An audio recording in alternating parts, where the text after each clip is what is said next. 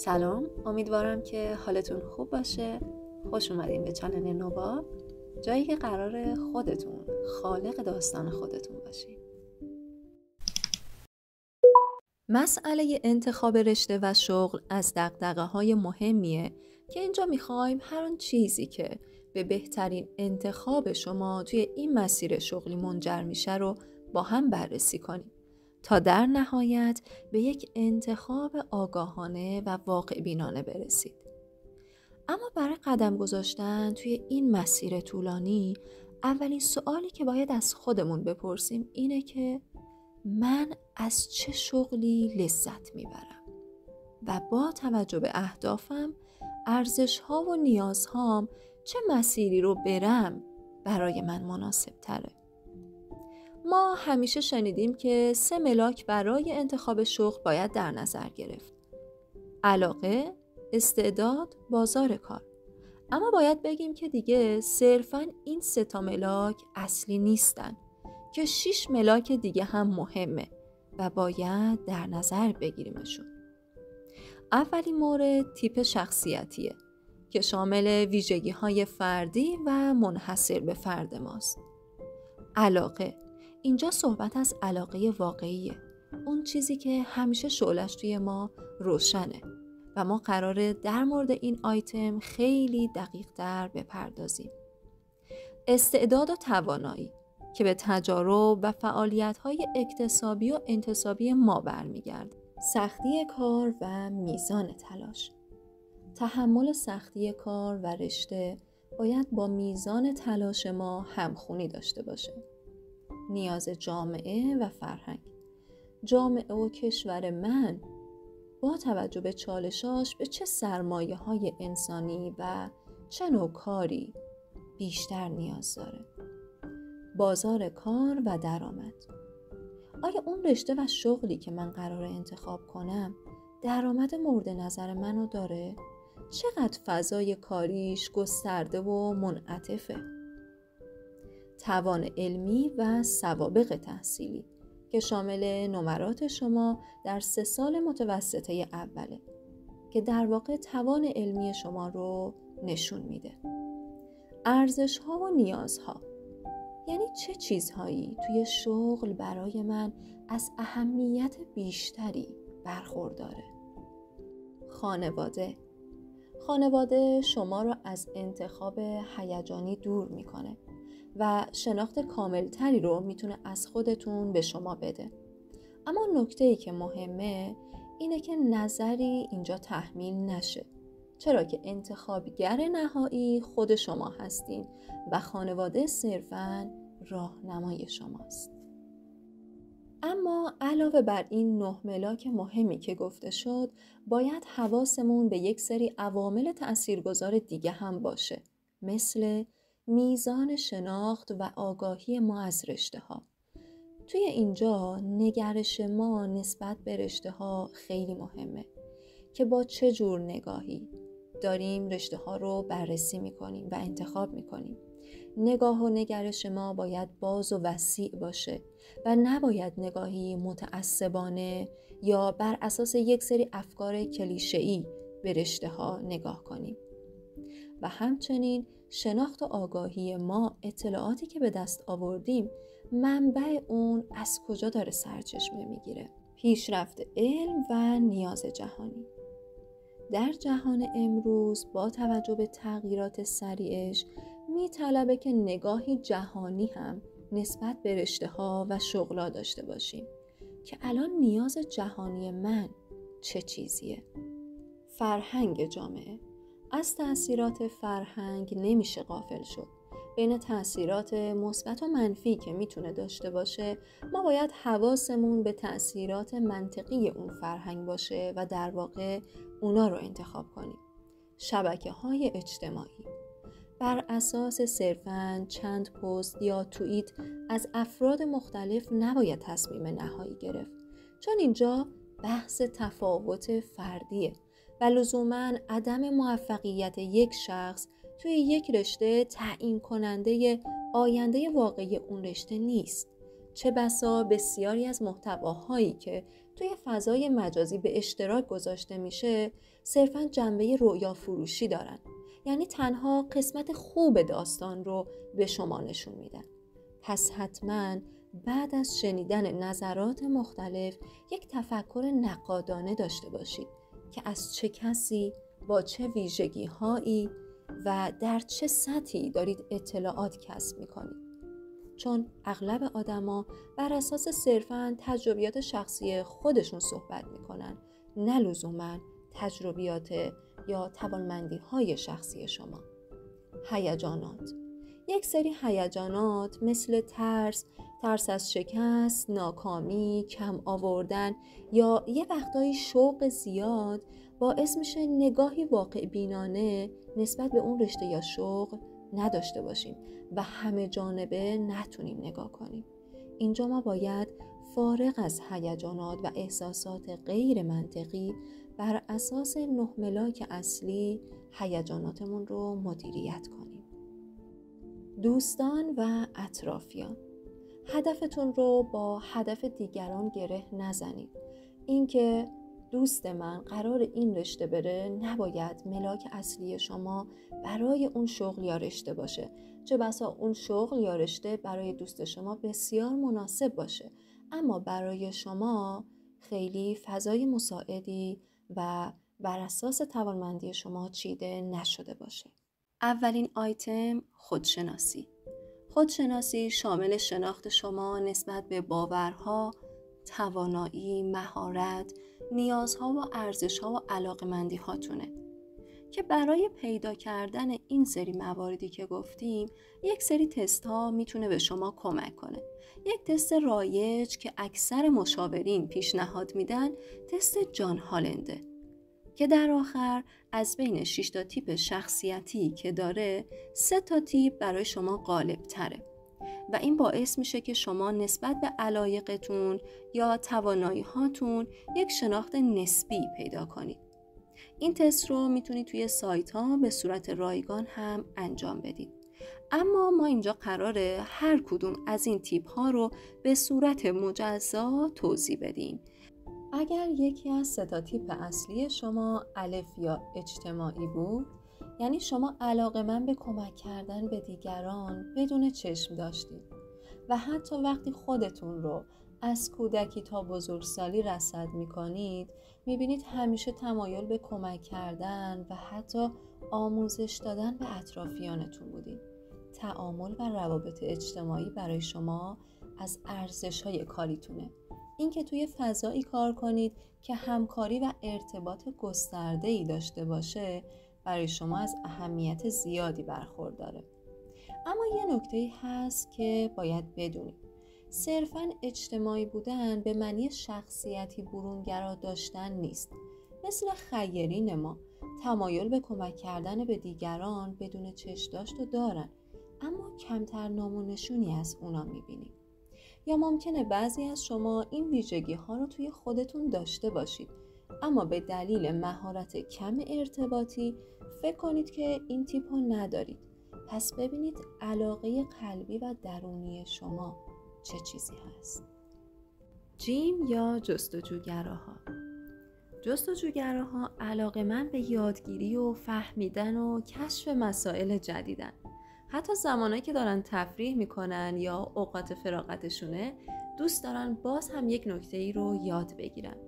چرایی و جزئیات کار براشون خیلی مهمه و همچنین محیط کاری رو میپسندن که پویا و فعال باشه و توی کارشون نوآوری داشته باشن.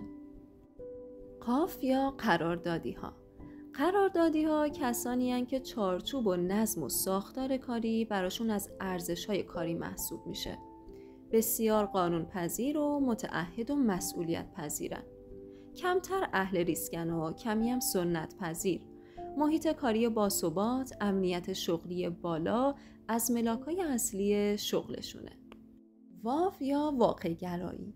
این دسته از افراد برعکس اجتماعی ها تمایل کمی نسبت به برقراری ارتباط با دیگران دارن، چرا که ترجیح میدن بیشتر با ابزار و اشیا سر و کار داشته باشن. یعنی اهل ساخت و ساز چیزای جدیدن مثل مخترع‌ها، مهندسا یا کسایی که توی آزمایشگاه‌ها کار میکنن. متحوری‌ها یا مدیریتی‌ها، استقلال و آزادی از ارزش‌های کاریشونه. رهبری کردن، پول درآوردن به شدت براشون مهمه. به دنبال برقراری ارتباطن. از لحاظ شخصیتی یه شخصیت کاملا برونگرا دارن. اهل ریسکن و جسورن. و کارهای مدیریتی، کارآفرینی، تجارت، ریاست، مشاغل مناسب این تیپ شخصیتی هن. و در آخر هنری‌ها، کسایی که بیشتر با احساس‌ها سر و کار دارن و با خلق اثرشون به دنبال ابراز نظرشونن. برعکس قراردادی‌ها اهل چارچوب و نظم مشخصی نیستن و به جزئیات و رنگ‌ها و المان و تصاویر خیلی توجه میکنن. عاشق زیبایی و خلاقیتن و هوش بصری بالایی دارن و حتی ممکنه از سمت دیگران کمتر درک بشن به خاطر علایقشون. علاوه بر هالند، تستای دیگه‌ای هم وجود دارن مثل تریسی که باید با مشاورین شغلی پیش ببرید و البته رایگانم نیست. یا تست شخصیت رنگی که همینجا میخوایم دوباره اینو بررسی کنیم. تست شخصیت رنگی از تستای جذابیه که شناخت شما رو دوباره نسبت به خودتون و علایقتون بیشتر میکنه. حالا ببینید جزء کدوم یک از این رنگایید. رنگ سبز، کسایی هستن شبیه به جستجوگرها، یعنی عاشق تفکر و تجزیه تحلیل و استدلالن، به دنبال تاثیرگذاری و راه حل‌های جدیدن، مثل پژوهشگرا، دانشمندا. نارنجی‌ها شبیه متحوریان، یعنی یه شخصیتی پر انرژی و اهل ریسک دارن، عاشق رهبری کردنن و به دنبال تجربه‌های جدید و اهل برقراری روابط. کسایی که آبیان، آبیا کسایی هستن شبیه به اجتماعی ها، یعنی احساس همدلی بالایی دارن، اجتماعی هن، تعاملات عمیق انسانی براشون ارزشمنده، مثل روانشناسا یا مددکارای اجتماعی. و در آخر طلایی ها، کسایی هستن که بسیار مسئولیت پذیر و دقیق و چارچوب دارن، امنیت و ثبات براشون مهمه، شبیه به قراردادیان، مثل کارمندای اداره ها. آیتم دوم، علاقه و رغبت. وقتی از علاقه صحبت میکنیم، اولین سوالی که توی ذهن ما ایجاد میشه اینه که اون کار رو چقدر دوست داریم. اما مرز باریکیه بین علاقه‌ای که واقعیه و غیر واقعیه. علاقه واقعی به این معنیه که اون مسیر رو با تمام سختی هایی که ممکنه داشته باشه من پذیرفته باشم، از موانع و چالشاش آگاه باشم، نه اینکه صرفاً بر اساس یک سری احساسات یا هیجانات یا ظواهر جذب اون شغل شده باشم. مثلا کسی که به رشته تجربی علاقه داره، یعنی تلاش‌های فراوان و سختی کار و چالشاشم پذیرفته. پس تا الان باید متوجه این موضوع شده باشیم که علاقه واقعی جدیت و انگیزه خیلی بالایی رو با خودش داره، حتی توی سخت‌ترین شرایط. و اما آیتم سوم ما توانایی و استعداده که در واقع به مهارت و تجارب درونی و بیرونی ما برمیگرده. برای فهمیدن استعدادهای درونیتون یا ذاتی خودتون میتونین از تست هوش 9گانه گاردنر، کلیفتون، اوکانر استفاده کنید و برای فهمیدن استعدادهای اکتسابی لازمه به مهارت‌هایی که پرورش دادین توجه کنید. مهارت‌هایی که از طریق تجربه‌ها و تمرین‌های متفاوت به دست آوردید. ارزش‌ها و نیازها، یعنی چه چیزایی یا چه کارایی برای من توی شغلم از اهمیت زیادی برخورداره. آلن دوباتن 12 تا ارزش و لذت رو در نظر میگیره که باز باید ببینیم از بین این 12 تا 3 تای غالب برای ما کدومه. مثلا کسی که ارزش تکنولوژی براش غالب تره، یعنی دوست داره توی محیطی مشغول به کار بشه که از امکانات و فناوری‌های جدید و مدرن سر و کار داره. یا کسی که ارزش زیبایی براش مهمه، همیشه و همه جا به دنبال بهتر کردن، زیباتر کردن اون فضا، محیط و اطرافشه. و این فعالیت‌ها باعث میشه توی کارش احساس مفید بودن و زنده بودن کنه. اما برای نیازها که نقش بسزایی هم توی انتخاب شغل ما دارن، یه لیستی از نیازهای گلسر رو اینجا مطرح میکنیم. گلسر میگه ما 5 تا نیاز داریم، مثل نیاز به بقا، نیاز به حس تعلق، ثبات، امنیت، نیاز به تفریح، آزادی، شکوفایی، که از بین این نیازها چند تاش ممکنه برای ما پررنگ‌تر باشه. مثلا کسی که نیاز به آزادی بالایی داره بهتره سراغ کارهایی که قانون و قوانین یا چارچوبای سختگیرانه دارن نره، چون نیاز اصلی اون که آزادی باشه رو برآورده نمی‌کنه و در آخر باعث دلزدگی و فرسودگی شغلی اون میشه. پس اینجا بهتره از خودمون بپرسیم آیا این شغلی که من میخوام انتخاب کنم نیاز درونی من رو اقناع میکنه یا خوشحالی و رضایت شغلی رو برای من به همراه داره؟ سوابق تحصیلی که به نمرات 7، 8 و 9 شما مرتبطه. مثلا برای رفتن به رشته انسانی شما باید حد نصاب نمره رو از درس‌های ادبیات، جامعه و عربی رو بگیرید، یا برای رفتن به رشته تجربی و ریاضی درس علوم و ریاضی اهمیت داره و برای رفتن به هنر باز درس ریاضی و کار و فناوری اهمیت داره. شناخت رشته‌های تحصیلی. اولین مرحله توی بحث شناخت رشته‌ها اینه که شما بدون تعصب و افکار کلیشه‌ای و تحمیل شده به تمام زیر رشته‌ها نگاهی بندازید.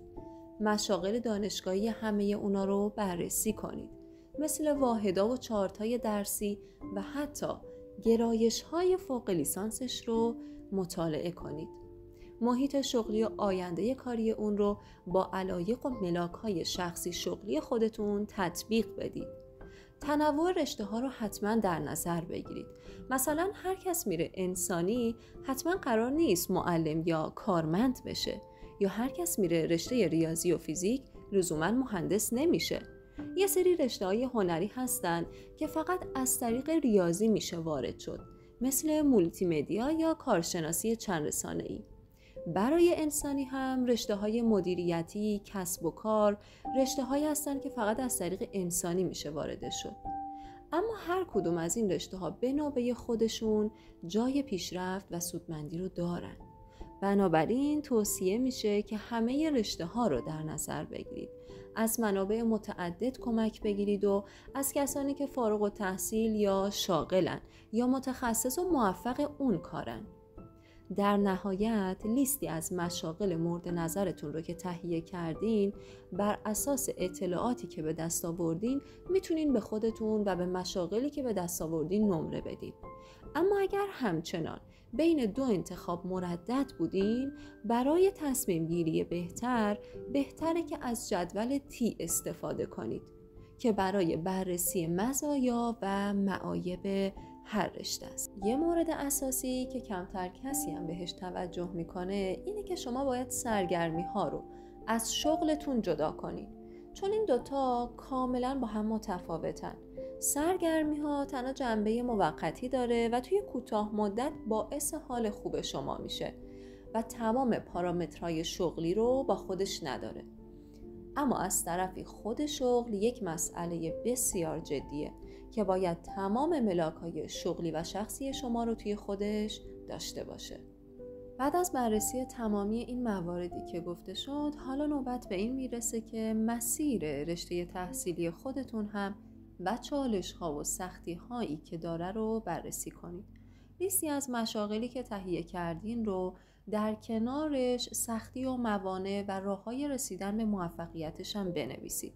بعد با خودتون مطابقت بدید که آیا سختی کار اون با میزان تحمل و تاب‌آوری من متناسبه یا ممکنه از ظرفیت و توان من فراتر باشه. در رابطه با بازار کار مهمه که ما آینده هر شغل و رشته رو چه داخل ایران یا خارج از ایران بررسی کنیم. اینکه چقدر جای پیشرفت داره، چقدر در حال توسعه هست، آیا جز مشاغلی هست که رو به افوله؟ درآمد اون و محیط کاری اون میتونه به چه صورت باشه؟ آیا درآمدش زود بازده یا دیر بازده؟ که همه اینا به ملاک شخصی شما برمیگرده. اما در نهایت این مهارت بازاریابی، تخصص و ارتباط و شبکه سازی شما هست که به درآمد بهتر شما منجر میشه. آخرین آیتم مربوط به جهتگیری شغلیه. این که در واقع اگر دغدغه من تو حوزه سلامت و بهداشتم، رشته‌های تجربی میتونن با علایق و دغدغه من همخوان باشه. نه اینکه برم رشته‌های ریاضی یا انسانی هنر رو انتخاب کنم که ارتباطی ندارن. در این اسلاید چند سوال بسیار کاربردی آورده شده که میتونید ویدیو رو برای چند دقیقه متوقف کنید و جواباتون رو روی یک برگه بنویسید. با توجه به ملاکایی که گفته شد، صادقانه به خودتون پاسخ بدین، چون پاسخ به این سوالات قطعاً به شما کمک میکنه که هدفمند بتونید توی جایگاه شغلی درست خودتون قرار بگیرید. و چند نکته‌ای که دوباره میتونه به کیفیت انتخاب شما کمک کنه، اینه که حتما سعی کنید همیشه از افراد متخصص و موفق رشته مورد نظرتون سوال بپرسید. از دستاوردها و نقاط ضعف و قوت خودتون غافل نشین. استراتژی سگانه میتونه به شما اینجا کمک کنه که اگر من این رشته رو رفتم، بدترین، بهترین و متوسطترین حالتش میتونه چی باشه؟ و حتی اگر امکان تجربه کردن اون کار رو از نزدیک دارید، حتما سعی کنید تجربه کنید. چه بسا شغلایی که ما در نظر داریم از دور متوجه خیلی از جزئیاتش نباشیم و وقتی از نزدیک باهاش در تماسیم، بهتر میتونیم به نظر خودمون یا حالا انتخابمون مطمئن بشیم. اگه تمامی آیتم ها و ملاک های شغلی که گفته شد رو روی خودتون پیاده کنید، قطعاً به یک انتخاب درست و منطقی میتونید برسید و در کنار این تصمیم درست، انگیزه و خودکارآمدی بالا، احساس رضایت تحصیلی و حتی در نهایت به یک درآمد خیلی خوب میتونید توی اون شغل و رشته مورد نظرتون دست پیدا کنید. اما در صورت انتخاب نادرست، پیامدهای منفی هم مثل فرسودگی شغلی تحصیلی و حتی افت تحصیلی ممکنه که دچارش بشید. پس دانش آموز عزیز، قبل از تصمیم نهایی بهتره بدونید که آنی و هیجانی تصمیم گیری نکنید یا صرفاً برای فرار از یک موقعیت یا از سر لج و لجبازی مجبور به انتخاب رشته غلط نشید، بلکه واقع بینانه همه مراحل رو با خودتون مرور کنید تا در نهایت برای آینده بهتر خودتون انتخابی منطقی داشته باشید. و اینم بدونید که هیچ رشته‌ای به رشته دیگه برتری نداره. ارزش شما هم با یک شغل و رشته خاص تعریف نمیشه. این محتوا و ویدیو برای رسیدن به انتخاب بهتر شما بود. امیدوارم به آگاهی و شناخت لازم رسیده باشید و خودتون خالق داستان خودتون باشید و جایگاه درست شغلی خودتونم پیدا کنید.